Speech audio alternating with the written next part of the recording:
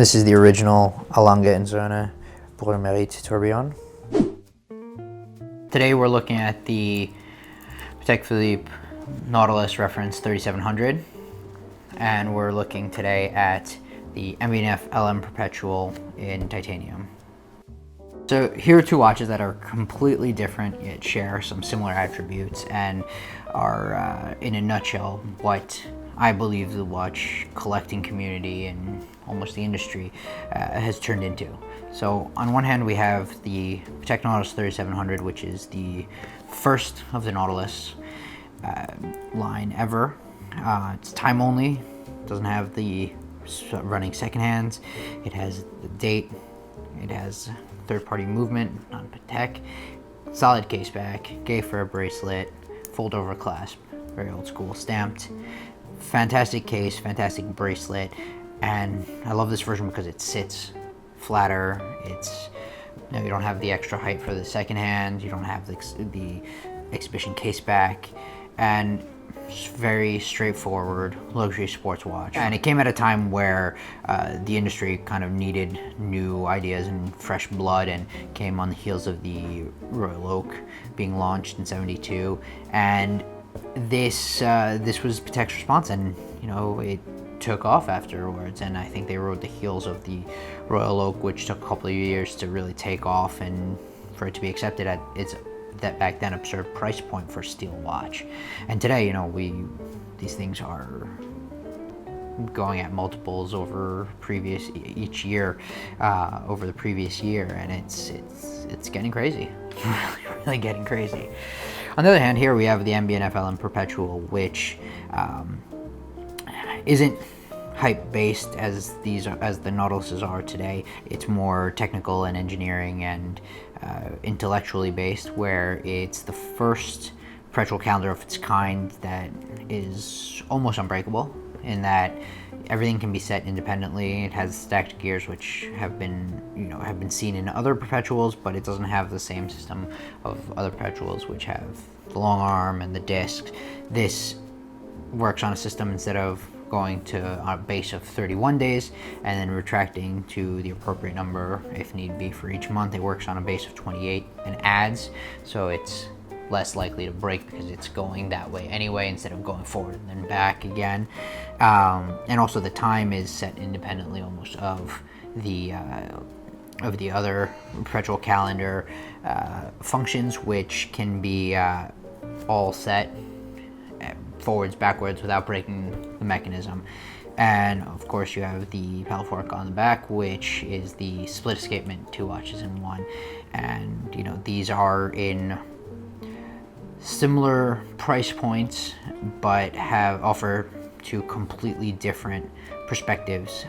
One is moving what the possibilities of engineering and intellectualism on these things, and engineering and movements, and you know, we even look at the finishing on this, and we know that the finishing isn't completely up to par on Nautiluses, if we're being honest, but that's not what it's about. It's not about innovation, you know, it's not about interest. It's about having a pretty thing on your wrist that has a certain value, monetary value, rather than the MB&F, which is an engineering, technical, and intellectual value. And one continues to rise, and one kind of teeters and holds a certain amount of value just because it's relatively rare and it is appreciated. But you'll find that 100% of watch collectors know what a Nautilus is, and the average watch collector, you'll have a hard time finding somebody who really knows and understands what this is,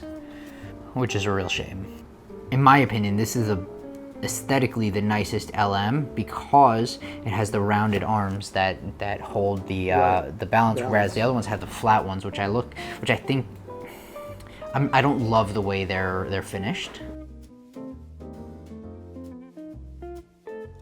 I kind of dig, even though it's a big size and it's domed and it's all that, I like the look of this. I think it works, it's cool, and people say it's busy, but you get to see the gears, you get to see the time unobstructed, because the balance wheel kind of basically doesn't obstruct any of it. You No, it see doesn't. that you can legibly see everything from 2-3 feet away, and you don't have to bring it up to your face, which is super cool. I didn't grow up needing to wear a watch to tell time, and most of these generations coming up now don't grow up telling time on a watch. But that's not why you wear a watch. Look, you know, it's all hype, right? We agree today that it's hype. That's where these things go, and you have to kind of say, well, what am I buying? What's the absolute value of it in realistic terms, in terms of the watch community, in terms of Instagram, in terms of interest? And that's where I think these things really fall flat. Perpetual calendars have been around for 100 years. And we've been doing it basically the same way with a couple of variations since then. You know, people stacked gears like it's in here, but basically it was just a big and on a disc. And it would break, it was fragile, and people didn't really innovate it. And then something like this comes along where you get a real innovation. And you know, for me, this is the first and most important innovation of MB&F. And they've done other things, obviously, but they haven't really done anything that hasn't ever been done before.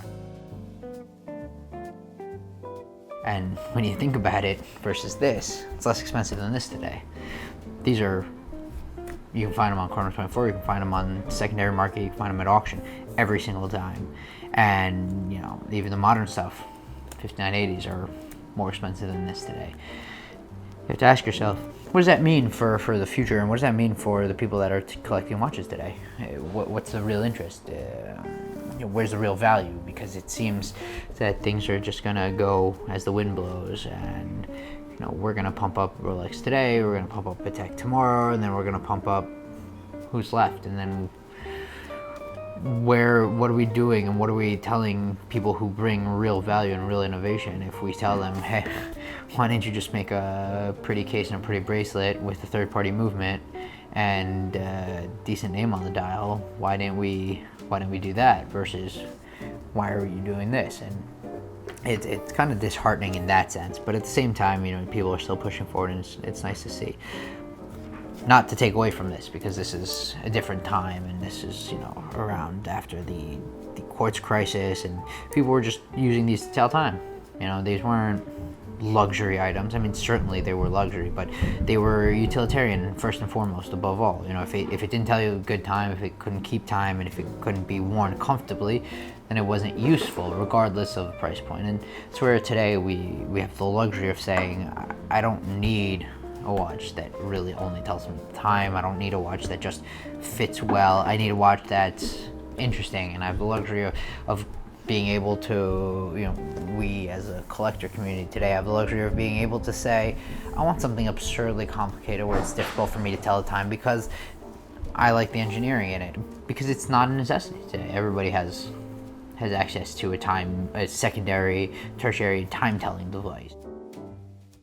I personally have both, just because I like to wear something that is slim, that is nostalgic, it is beautiful in and of itself, and all on its own, regardless of hype or regardless of what the perception is or value of it is. And it's pleasant to wear, and it's thin, so you don't feel its size. And I have the other one because I am a big collector of innovative and technically interesting watches, and it's hard to pass up one of the 3-4 most important perpetual calendars in all of horology. And even though it wears much bigger than the Nautilus, it's much taller, it serves a completely different purpose, and it's a beautiful object also in its own right, and it's impressive, and it's interesting, and it has all the merits that you could ever want for somebody who respects and appreciates watchmaking and engineering and boundaries of human intellectual exercise and what they can do with their hands and their minds.